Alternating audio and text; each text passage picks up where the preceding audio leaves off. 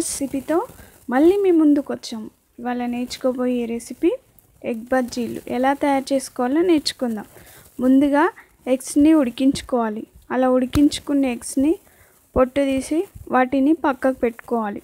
ఈలోగా మనం పిండి రెడీ చేసుకుందాం. దానికోసం ఒక బౌల్ తీసుకొని అందులో 1 కప్పు శనగపిండి తీసుకొని అందులో సరిపడినంత ఉప్పు వేసుకొని 1/2 టీ స్పూన్ కారం వేసుకొని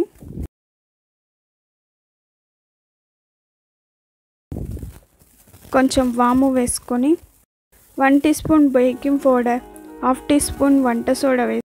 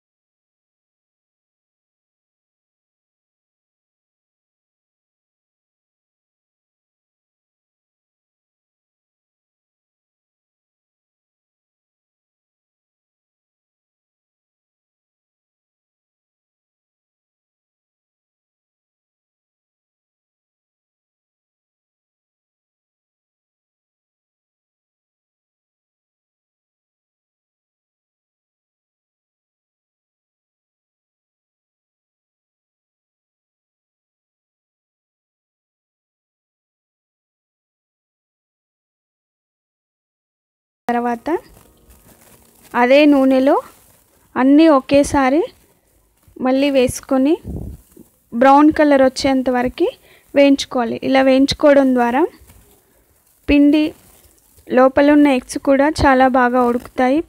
పైన ఉన్న పిండి కూడా క్రిస్పీగా చాలా బాగా టేస్టీగా వస్తాయి.